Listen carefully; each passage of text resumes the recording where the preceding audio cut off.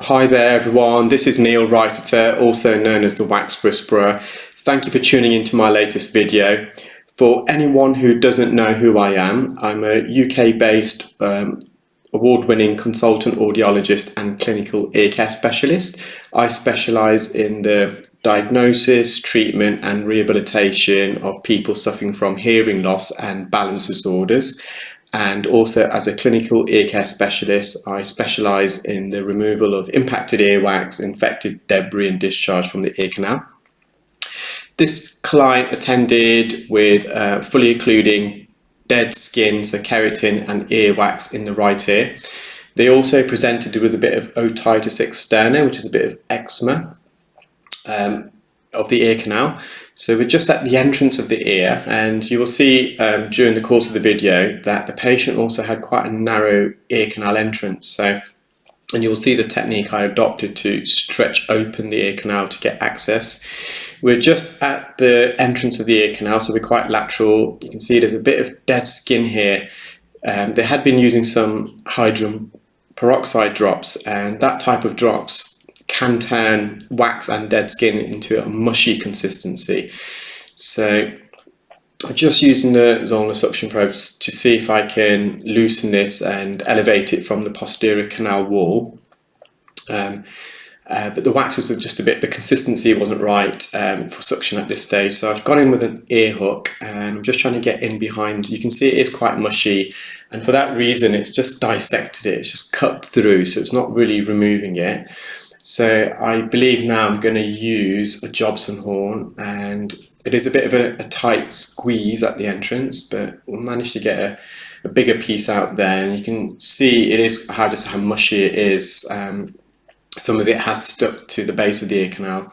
Just going back in again, just getting in behind this soft, mushy, dead skin and earwax, just bringing it out of the entrance. And once I remove the lateral part of the wax and dead skin, you'll see how narrow the ear canal entrance is. Once you're in the ear canal, it does widen. So we've got about a quarter of this lateral, mushy, dead skin and keratin out. So I'm just going in again, just gently trying to extract this and bring this forward. Some there was stuck to the canal wall. You can see as we're going in, the eczema that the client has got, the otitis externa, you can see loads of dry skin flakes there. Just at the posterior part of the ear canal, quite lateral, so near the entrance. This is a bit of a slight blind spot in the ear. When you enter the ear, on the rear side to the posterior side, there is a bit of a blind spot. With an endoscope, we're able to visualize that. And you can see there's still a bit there, just in this blind spot. And to enter the ear, what I'm doing, I'm actually inserting the endoscope into the ear canal entrance and then pushing the endoscope tip back, so to the left, to stretch open this concha cartilage. The outer third of the ear canal is made up of cartilage, so it is a bit flexible and malleable. So I've just gone in and I'm stretching this ear canal to the left to widen it, which then allows me to enter the instrument of use. So I've just gone back in with the Zollner suction probe. So this wax is a bit deeper. I'm just trying to get a grip. You can see there's a bit of a dry skin there that I'm peeling off, and that's come off okay. Again, I've just entered the ear, stretching it open. It's almost like a crowbar effect. We're really widening the ear canal so we can get insertion of the instrument. So for anyone who doesn't know how this procedure is performed, in my left hand, I'm holding the iClearScope, which is our wireless ottoendoscope device, and I'm holding the instrument of use in my right hand. So we're in the ear with both hands. So it does require a fair level of hand-eye and between-hand coordination.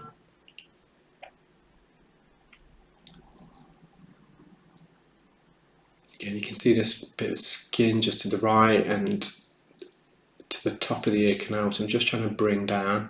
I think I'm going to be using some drops in the moment because I'm just not getting the suction grip that I desire. So I've just put some sodium bicarbonate drops. I find sodium bicarbonate drops works better than olive oil drops when there is a bit of dead skin in the ear. So we're just giving that a good soak. After we've put the drops in, I do drain the ear because it can get a bit blurry, and you'll see that in a moment. So you can just see how the drops has changed the consistency. So the tip of the endoscope got a bit blurry with the drops, so I've just come out, giving that a wipe using an Arco wipe, and again, just at the entrance, it's a bit blurry still, so I'm just vacuuming some of this fluid that didn't drain out naturally because the client has got a bit of a narrow entrance. Not all of the drops can drain, so just gone back in, vacuumed it, going in with the endoscope, stretching it open so I can get access, and you can see it does peel off a bit easier now. Because you've got skin adhesions, you do have to really, it's a tug of war, a game of tug of war with the ear. You have to really loosen the skin adhesions off the canal wall. The skin that lines the ear canal, I kind of compare it to a snake skin. It sheds and it then naturally migrates. I think in the case of the snake wriggles out of the dead skin. In the case of the ear, the skin sheds, but the skin itself comes out of the ear. And you can see, we can see the superior aspect of the eardrum now, the tympanic membrane, and we've just got some dead skin still at the base of the ear canal. So we're just trying to loosen this.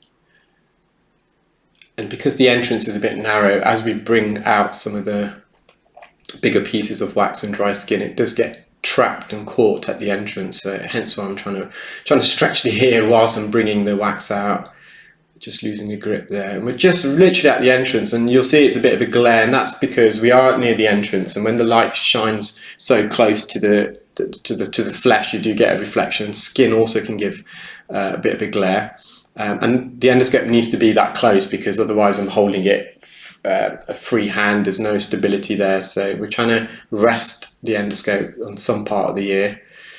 There we are, so lovely healthy eardrum. We have got some dead keratin because this client does suffer from a bit of otitis externa. I just want to remove this for them. But you can see the undergrowth, the fresh layer of skin is very healthy. It's just this dead layer of skin, and you can see it's a bit dry at the entrance here, so I'm just kind of trying to remove some of the skin flakes here. And I think I'm now going to be using a fine end gauge. Yeah, so a fine end gauge is an extension to the standard Zollner suction probe. I tend to use the fine end when we're doing more precise finesse procedures against the ear canal ball or against the eardrum. Just offers a bit more precision and accuracy because it's narrower.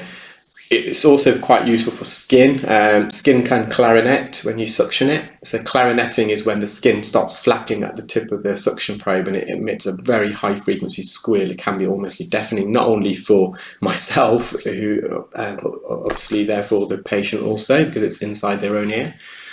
And you can see this last piece of skin is quite tough. Just trying to peel it. And so we're probably about a centimetre in the ear canal on the cartilage portion, so we can be a bit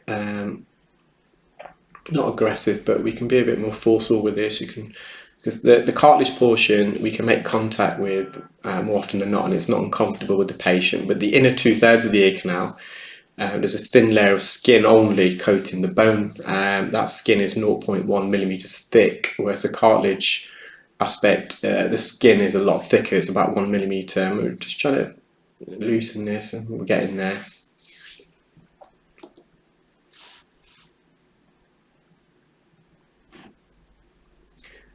There we are. I think we're just about there now.